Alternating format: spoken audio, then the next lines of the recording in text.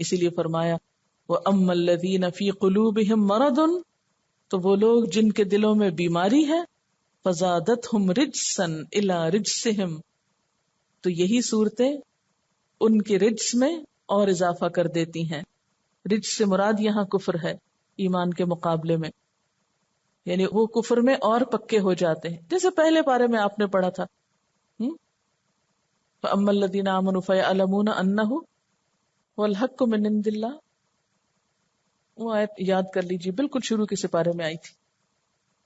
اور جو فاسق لوگ ہوتے ہیں وہ کہتے ہیں اللہ نے اس سے کیا ارادہ کیا.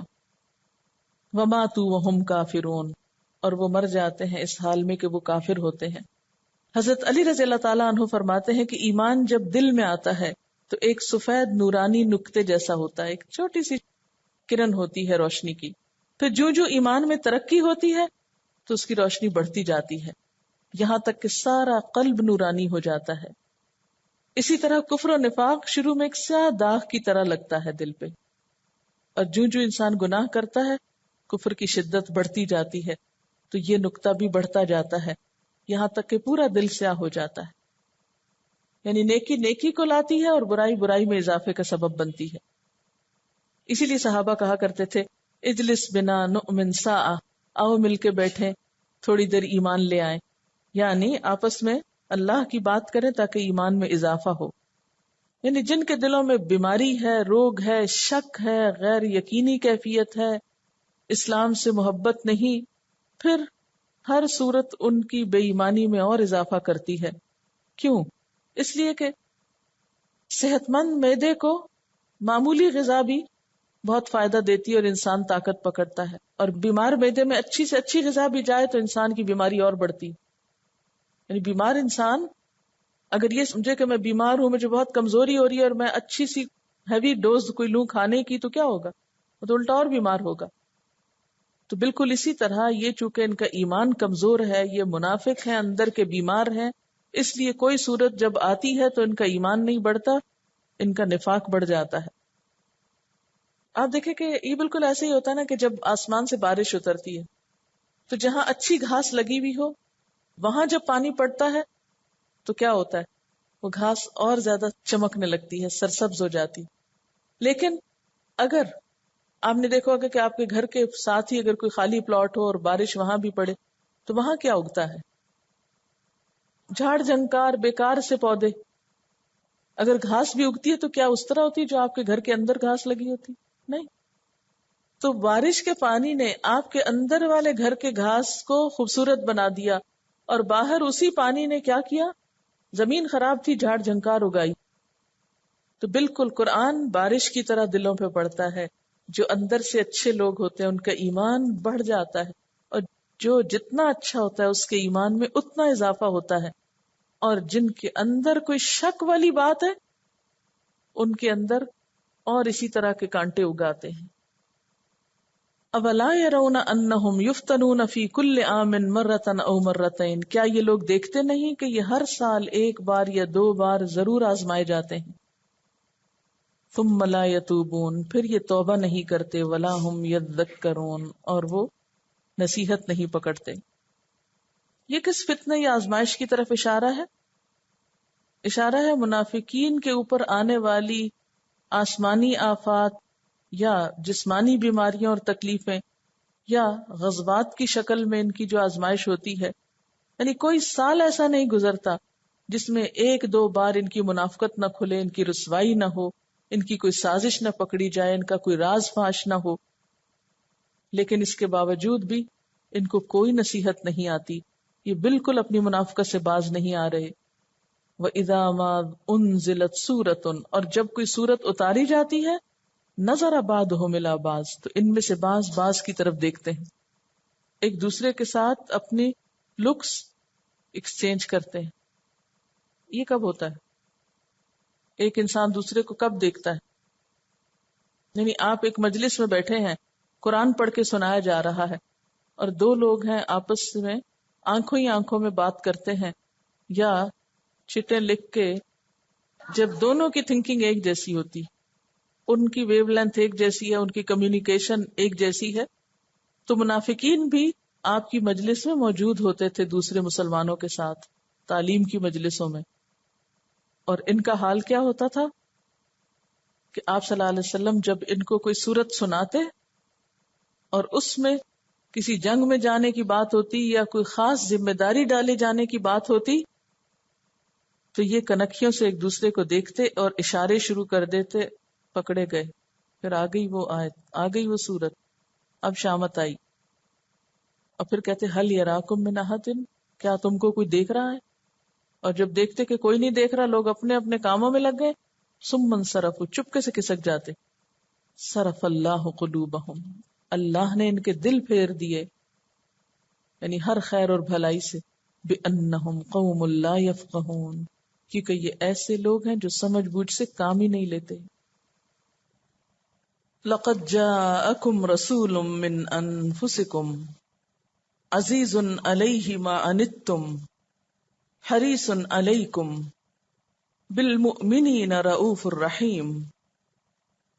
لقد جاءکم، البتہ تحقیق آ چکا تمہارے پاس، رسول، ایک رسول، من انفسکم، تمہارے نفسوں سے، یعنی تمہارے اندر سے، عزیز علیہ، شاق گزرتا ہے اس پر، ما انتم، جو ضرر پہنچا تم کو، جو نقصان پہنچے تم کو، حریص علیکم، حریص ہے تم پر، بالمؤمنین، مومنوں کے لیے یا مومنوں کے ساتھ، رؤوف الرحیم، شفقت کرنے والا، مہربان ہے.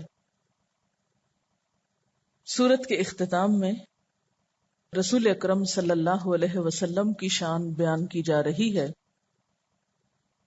آپ کا مقام بیان کیا جا رہا ہے، اور مومنوں کے ساتھ آپ کے تعلق کو واضح کیا جا رہا ہے کہ تمہارے پاس ایک رسول یعنی محمد صلی اللہ علیہ وسلم آ چکے ہیں. کون ہیں وہ؟ من انفسکم، تمہارے نفسوں سے ہیں، یعنی انسانوں میں سے ہیں، تمہاری جنس سے ہیں، عربوں میں سے ہیں. عزیز علیہ، آپ پر شاق گزرتا ہے، آپ پہ بہت بھاری گزرتا ہے. کیا؟ ما انتم، کہ تم مشکل میں پڑو، تمہارا مشکل میں پڑنا. انتم کا لفظ عین نون تے سے ہے. انتا، ایسی چیز جس سے انسان کو دنیا اور آخرت کی تکلیف ہو. اس میں دنیاوی مشقتیں بھی آ جاتی ہیں اور آخرت کے عذاب بھی. یعنی آپ صلی اللہ علیہ وسلم کو اپنے ساتھیوں سے ایسی محبت تھی، ان کے ساتھ ایسی ہمدردی اور خیرخواہی تھی کہ آپ کے لیے ان کا دنیاوی اعتبار سے کسی تکلیف میں مبتلا ہونا، کسی نقصان میں پڑنا، کسی پریشانی میں مبتلا ہونا، یا پھر آخرت کے عذاب میں مبتلا ہونا، جہنم میں جانا بہت گراں ہے، بہت شاق ہے، بہت تکلیف دہ ہے. اس سے پتہ چلتا ہے کہ ایک داعی کے اندر اپنے مدعو کے لیے کیسی ہمدردی اور کیسی خیرخواہی ہوتی ہے. اور جب تک یہ خیرخواہی نہ ہو، انسان دوسرے کا حق ادا نہیں کر سکتا یا اپنے اس مقصد کا حق ادا نہیں کر سکتا. حریص علیکم، تمہارے بارے میں حریص ہیں، یعنی کس بارے میں حریص ہیں؟ کہ تم ہدایت پا جاؤ، تم سیدھے رستے پر آ جاؤ. جیسا کہ نبی صلی اللہ علیہ وسلم نے فرمایا، میں تمہاری پشتوں سے پکڑ پکڑ کر کھینچتا ہوں، لیکن تم مجھ سے دامن چھڑا کر زبردستی نارے جہنم میں داخل ہوتے ہو. یعنی آپ کی یہ حرص خاص طور پر کس بارے میں تھی؟ کہ لوگ آخرت کے عذاب سے بچ جائیں، اس بڑی مصیبت سے بچ جائیں. بات یہ ہے کہ منافقین کو حضور صلی اللہ علیہ وسلم کا آنا بڑا گراں تھا، کیونکہ آپ کی آمد سے پہلے وہ اپنی منمانی زندگی بسر کر رہے تھے، اور خصوصاً عبداللہ بن ابی جو تھا، اس کو یہ انتظار تھا کہ اب مدینہ کے لوگ مجھے اپنا بادشاہ بنا لیں گے، لیکن آپ کے آنے پر اس کے سارے خواب ملیا میٹ ہو گئے۔ تو وہ اور اس کے ساتھی آپ صلی اللہ علیہ وسلم سے محبت نہیں کرتے تھے، آپ کا آنا انہیں پسند نہ تھا، آپ کا دین کا کام کرنا، لوگوں کو دین کی طرف بلانا سخت ناپسند تھا، اور وہ یہ سمجھتے تھے کہ آپ کے آنے کی وجہ سے ہم مشکل میں پڑ گئے ہیں۔ لیکن سمجھایا یہ جا رہا ہے کہ رسول کا آنا تمہارے پاس باعث خیر اور باعث رحمت ہے، وہ تمہارے لیے مصیبتوں کے دروازے کھولنے والا نہیں، بلکہ تم پر آنے والی مصیبتیں اس پر بڑی بھاری ہیں، وہ تمہیں دنیا اور آخرت دونوں کی تکلیفوں سے بچانا چاہتا ہے۔ جو باتیں تمہارے فیوچر کو، اور فیوچر سے مراد دنیا اور آخرت دونوں ہیں، تمہارے فیوچر کو نقصان دینے والی ہیں، ان کے بارے میں تمہیں آگاہ کر رہا ہے۔ لیکن حقیقت یہ ہے کہ انسان اپنا مفاد کس میں سمجھتا ہے؟ دنیا کے حقیر فائدوں میں۔ انسان یہ سمجھتا ہے کہ اگر دین کی وجہ سے مجھے دنیا کا کوئی نقصان کرنا پڑ رہا ہے تو یہ میرے لیے کوئی بدقسمتی کی بات ہے، حالانکہ یہ عین خوش قسمتی ہے کہ انسان کی آخرت کا کوئی بھی ذریعہ بن جائے۔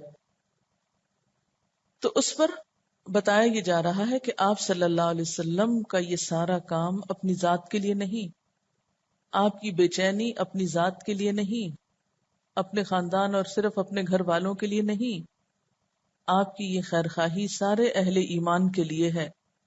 اور مومنوں کے ساتھ آپ کا تعلق کیا ہے؟ رؤوف الرحیم، شفقت کرنے والے اور مہربان ہیں آپ۔ رؤوف کا لفظ جو ہے یہ رأفتن سے نکلا ہے۔ رأفتن کہتے ہیں اس شفقت کو جو باپ کی طرف سے ہوتی ہے، اور خاص طور پر ایسی رحمت اور ایسی محبت جو کسی کی کمزوری یا کسی کی مصیبت پر جوش میں آتی ہے۔ اور رحیم یعنی رحم فرمانے والے ہیں کس پر؟ لوگوں پر۔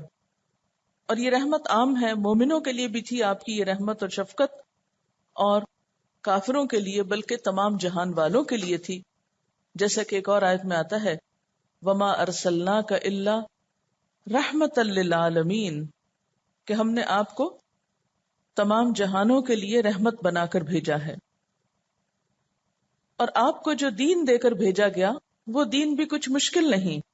آپ صلی اللہ علیہ وسلم نے فرمایا بعثت بالحنیفیۃ السمحۃ السہلہ، میں ایسا دین لایا ہوں، ایسے دین کے ساتھ بھیجا گیا ہوں جو بہت آسان اور جس میں بہت سماحت ہے۔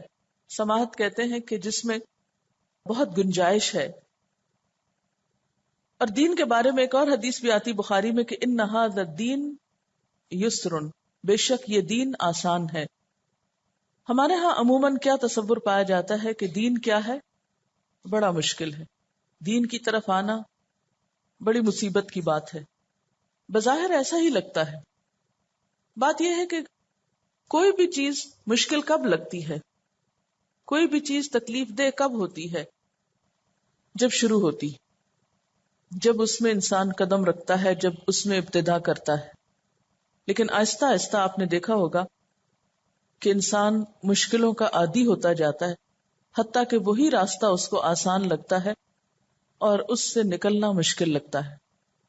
یہ عام انسان کی فطرت ہے کہ کسی بھی تبدیلی کو آسانی سے قبول نہیں کرتا۔ کوئی بھی چینج اور کوئی بھی نئی چیز انسان کے اوپر ابتدا میں بہت بھاری ہوتی، بہت گراں ہوتی، اور اس کو آپ زندگی کی چھوٹی چھوٹی مثالوں سے سمجھ سکتے ہیں۔ مثلاً آپ ایک بچے کو دیکھیے کہ اس کو اپنا ہوم ورک کرنا بہت مشکل لگتا ہے، حالانکہ وہی ہوم ورک آپ کے لیے کیا ہے؟ بائیں ہاتھ کا کھیل. وہ کام جو آپ 5 منٹ میں کر لیں وہ بعض اوقات اس پہ گھنٹہ گھنٹہ لگا دیتے ہیں. کیوں؟ کیا وجہ؟ اس لیے کہ ابھی ان کی زندگی کا آغاز ہے، ان کے کاموں کا آغاز ہے، ابھی ان کا ہاتھ تیز نہیں چلتا، ابھی ان کا دل اس میں نہیں لگتا، ابھی ان کے لیے یہ سارے کانسیپٹس بہت مشکل ہیں.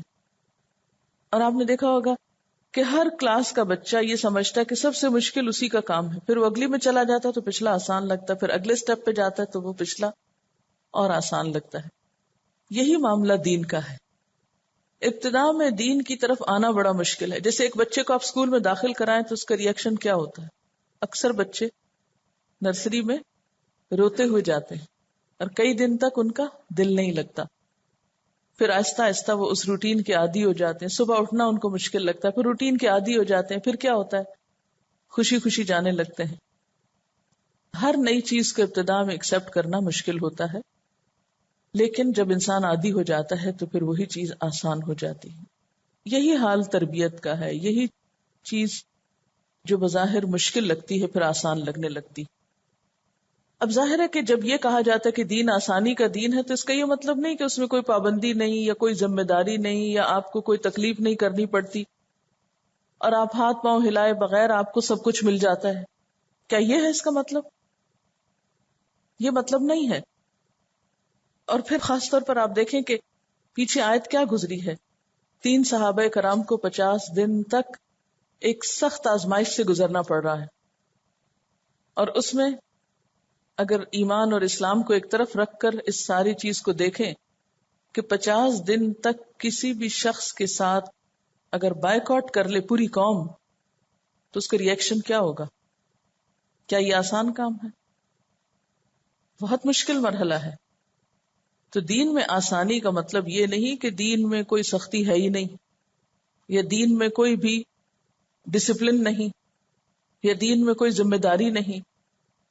ہر چیز اپنی اپنی جگہ پر موجود ہے، ہر چیز کا ایک وقت ہے، اور جب تک مناسب وقت پر نرمی اور سختی کو استعمال نہ کیا جائے تربیت نہیں ہو سکتی.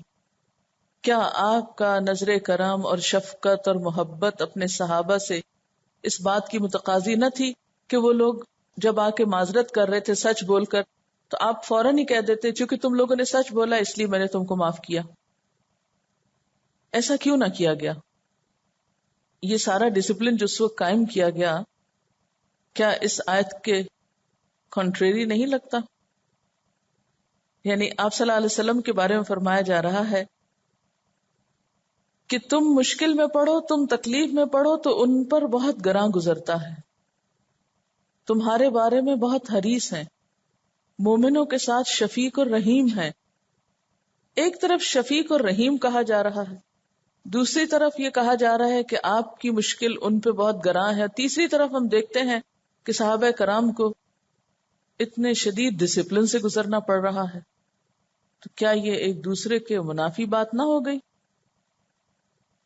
ہمارے ہاں ایک غلط فہمی یہ پائی جاتی ہے کہ دین کے نام پر جو نرمی ہو یا جو شفقت ہو وہ ہر موقع پر ہو، حتیٰ کہ جب کوئی کام نہ کرے تو اس وقت بھی صرف شفقت اور مہربانی ہو. یہ نہیں ہو سکتا، اس سے کام نہیں چلتا. ہمارا دین بخشوں اور راہبوں کا دین نہیں. ہمارے دین میں ایک طرف محبت بھی ہے، نرمی بھی ہے، آسانی بھی ہے، اور دوسری طرف سخت ڈسپلن بھی ہے. اور پھر آپ دیکھیں کہ آپ صلی اللہ علیہ وسلم نے جو حدود جاری کی، اب چور کی سزا جو ہے یا زانی کی سزا جو ہے یا شراب پینے والے کی سزا جو ہے، وہ تمام چیزیں ان آیات سے اختلاف نہیں رکھتی یا ان کے اگینسٹ نہیں ہیں یا ان کے متناقض نہیں ہیں. یہ بات میں اس لیے آپ کو کر رہی ہوں کہ حضور صلی اللہ علیہ وسلم کی ذات پر جو ہمارے دشمنوں نے الزام لگائے ہیں وہ پھر ایسی ہی آیات کو نکال کر اور کچھ آپ کے فیصلوں کو سامنے رکھ کر یہ بتاتے ہیں کہ دیکھو قرآن میں کتنا تضاد ہے.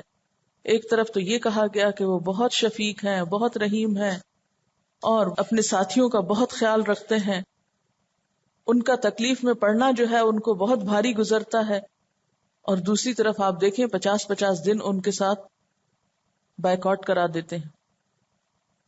کیا اس طرح کی باتیں کر کے مسلمانوں کو بہکایا نہیں جا سکتا؟ تو اس کا جواب آپ کو معلوم ہونا چاہیے. یہ دونوں باتیں آپس میں متضاد نہیں. کیسے جمع کریں گے ان کو، کیسے تطبیق کریں گے، کیسے ان کو ایک جگہ اکٹھا کریں گے؟ ہم سب کا ایمان ہے کہ آپ صلی اللہ علیہ وسلم بائی نیچر بہت سافٹ تھے، بہت محبت کرنے والے تھے، بہت رحمت کرنے والے تھے. جبھی تو آپ عبداللہ بن ابی کا جب بیٹا آیا کہ باپ کا جنازہ پڑھانے کا مطالبہ لے کر، تو آپ تیار ہو گئے، حالانکہ اللہ تعالیٰ نے آپ کو روک دیا. بے شک فیصلہ اللہ کی طرف سے تھا، لیکن آپ نے بھی تو لیا نا، پریکٹیکل ڈیسیژن تو آپ ہی نے لیا. چاہے حکم اللہ کی طرف سے تھا، لیکن ایسا نہیں تھا کہ حضور صلی اللہ علیہ وسلم مجبوراً کر رہے تھے. اس کا مطلب تو یہ بنتا کہ آپ نے اللہ کے فیصلے کو قبول نہیں کیا، آپ کا تو دل نہیں چاہتا تھا، بس مجبوری تھی. یہ بات نہیں تھی. یعنی ایک ایگزامپل بھی سیٹ کرنا مقصود تھی. جو اہم ترین بات جس کی طرف آپ کو توجہ کرنی چاہیے وہ یہ ہے کہ آپ صلی اللہ علیہ وسلم نعوذ باللہ کسی ذاتی انتقام کے تحت ایسا نہیں کر رہے تھے. محبت اور شفقت اپنی جگہ، لیکن اس کے ساتھ ساتھ دین کے بڑے فائدے کے لیے آپ نے جہاں نرمی کی ضرورت تھی نرمی فرمائی، اور جہاں سختی کی ضرورت تھی وہاں سختی بھی فرمائی. جیسے ہمارے ہاں قرآن پاک میں آپ دیکھیں کہ ایک طرف جنت کا تصور ہے تو ساتھ ہی جہنم کی دل دہلا دینے والی آیات آتی ہیں. اس سے دین میں ایک بیلنس ہوتا ہے. اور مذاہب میں اگر آپ دیکھیں تو بیلنس نہیں آپ کو ملے گا، تصویر کا ایک رخ ملے گا، جبکہ اسلام میں دونوں ملتے ہیں، دونوں چیزیں آمنے سامنے ہیں. آپ نے کبھی سوچا کہ اس موقع پر یہ آیت کیوں رکھی گئی؟ یعنی اس سے پہلے وہ صحابہ کے ساتھ جو معاملہ ہے قرآن پاک میں کوئی اور ایسی مثال نہیں ہمیں ملتی کہ کسی موقع پر آپ صلی اللہ علیہ وسلم نے اپنے صحابہ کے ساتھ ایسا کوئی معاملہ کیا ہو. یہاں اس کا ذکر ملتا ہے اور اس کے بعد یہ بتا دیا گیا کہ آپ صلی اللہ علیہ وسلم آپ پر کوئی ظالم نہیں ہے. اگر وہ آپ پر سختی بھی کر رہے ہیں تو دراصل یہ تربیت کے لیے کر رہے ہیں. ایک اور بات بتائیے کہ آپ کی یہ سختی منافقوں کے لیے کیوں نہ تھی، اپنے ساتھیوں کے لیے کیوں تھی؟ اسی کو حکمت کہتے ہیں کہ جو جھوٹے لوگ تھے اور آپ سمجھ بھی رہے تھے کہ یہ جھوٹے ہیں، اس کے باوجود آپ نے ان کو کوئی سزا نہیں دی، ان کو چھوڑ دیا، ٹھیک ہے جاؤ تم.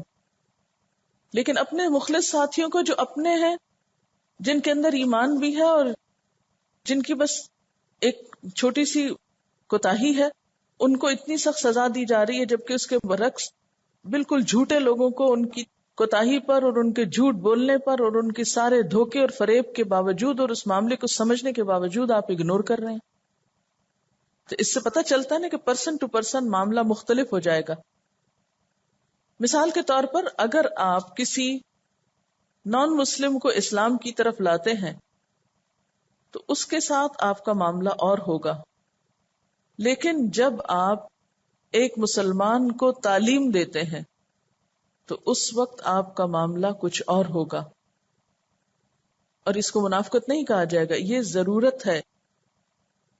ایک شخص کو آپ پیار محبت سے دین کی طرف تو لا سکتے ہیں، لیکن ایک استاد محض پیار محبت سے تربیت نہیں کر سکتا، اس میں دونوں چیزیں ہوں گی. مثلا اگر آپ کے استاد جو ہیں آپ سبق نہیں یاد کر کے آئے یا کلاس کے ڈسپلن کو کسی بھی طرح توڑ رہے ہیں، تو اس میں اگر وہ آپ کو معافی کرتے چلے جائیں اور آپ کو پوچھے ہی نہ اور صرف مسکرا کے آپ کو دیکھ کر رہ جائیں تو نتیجہ کیا ہوگا؟ آپ سیکھ نہیں سکتے. لیکن اگر کوئی نان مسلم آپ کی جگہ بیٹھا ہو تو اس کے ساتھ کیا ایسا ہی معاملہ کیا جائے گا؟ نہیں. بیٹی اور بہو کے ساتھ معاملے میں کیا فرق ہوتا ہے؟ بیٹی کو آپ ڈانٹ سکتے ہیں، وہ آپ کی ڈانٹ کو مائنڈ نہیں کرے گی، لیکن بہو وہ اس کو برداشت نہیں کرے گی، کیونکہ فرق ہے نا رشتے کا. حالانکہ آپ تو وہی ہیں اور دونوں کے خیر خواہ ہیں. تو یہ جو حکمت ہے، اس کی کمی کی وجہ سے بسا اوقات ہم معاملات کو بگاڑ بیٹھتے ہیں. یہاں پر آپ صلی اللہ علیہ وسلم کا رحیم اور شفیق ہونا اپنی جگہ، یعنی آپ کا دل تڑپتا تھا ایک ایک شخص کے لیے، اور اسی شفقت کی وجہ سے آپ ان کو سکھاتے بھی تھے، جس میں بسا اوقات ان کو تکلیف بھی ہوتی تھی. مثلا آپ اپنے بچے کو کچھ سکھانا چاہتے ہیں، اس کو نیند آ رہی، اس کا کل امتحان ہے، وہ سونا چاہتا ہے، آپ اس کو جگا رہے ہیں زبردستی. کیا یہ شفقت کے خلاف نہیں؟ کیسی ظالم ماں ہے آپ، اس کو جگا رہے ہیں جبکہ معصوم بچہ سونا چاہتا ہے. بعض اوقات گھر میں بڑی بزرگ خواتین اس پہ ناراض بھی ہوتی ہیں کہ کیا تم لوگوں کی پڑھائیاں ہیں، اتنے چھوٹے چھوٹے بچوں کے ساتھ تم لوگ اتنا ظلم کرتے ہو. لیکن ہو سکتا ہے کہ وہ خود بھی اپنے وقت میں اپنے بچوں کے ساتھ ایسا ہی ڈسپلن رکھتی ہوں. تو جو جو انسان بڑا ہوتا ہے طبیعت میں فرق آتا چلا جاتا ہے. پھر ہر وقت اور ہر دور کا تقاضا بھی مختلف ہے. ہو سکتا ہے آج سے 20-30 سال پڑھائی کی وہ نوعیت نہ ہو، یا وہ کمپٹیشن نہ ہو، یا وہ سسٹم نہ ہو جو آج ہو گیا. تو بتانا یہ مقصود ہے کہ ایک ہی چیز کو آپ دو مختلف اینگل سے دیکھ سکتے ہیں. آپ میں سے کسی کو معلوم ہے کہ آپ صلی اللہ علیہ وسلم کا خطبہ کیسا ہوتا تھا، لیکن عام مجالس میں آپ کس طرح سکھاتے تھے؟ یعنی معلم اور خطیب میں پھر فرق ہوتا ہے. تعلیم کے وقت میں انداز اور ہوتا ہے، خطبے کا انداز کچھ اور ہوتا ہے. جو لوگ یہ فرق نہیں جانتے پھر وہ پیغام پہنچانے میں غلطی کرتے ہیں. اصل میں جیسے ایک ڈاکٹر ہوتا ہے نا، تو وہ اپنے مریض کو پہچان کر علاج کرتا ہے کہ اب کس چیز کی ضرورت ہے، اب کون سی دوا دینی ہے، اب کتنی ڈوز دینی ہے، تھوڑی دینی ہے یا زیادہ دینی. جب تک اس کے اندر یہ حکمت نہ ہو تو عموماً ڈاکٹرز پھر مریض کو فائدہ پہنچانے کی بجائے نقصان پہنچا جاتے ہیں. تو اسی طرح ایک معلم یا مربی یا استاد، یا یہاں پر جیسے پیغمبر علیہ السلام ہیں، ان کا جو معاملہ ہے انسانوں کے ساتھ، اس میں ہم سب کے لیے رہنمائی ہے، اور اسی رہنمائی کے ساتھ ہم کام کریں گے تو کامیاب ہوں گے. اگر ہم اس کو سمجھنے میں بھول کا شکار ہو گئے تو ہم صحیح نتائج پیدا نہیں کر سکیں گے. فَإِن تَوَلَّوْا، پھر اگر وہ منہ موڑ جائیں، یعنی آپ کی ساری خیرخواہی کے باوجود لوگ آپ کی پوزیشن کو، آپ کے اخلاص کو، آپ کی محبت کو نہ سمجھیں، فقل، تو آپ ان کی بے رخی، بے حسی، بے وفائی اور اعراض پر پریشان نہ ہوں. آپ اللہ کی طرف رجوع کریں.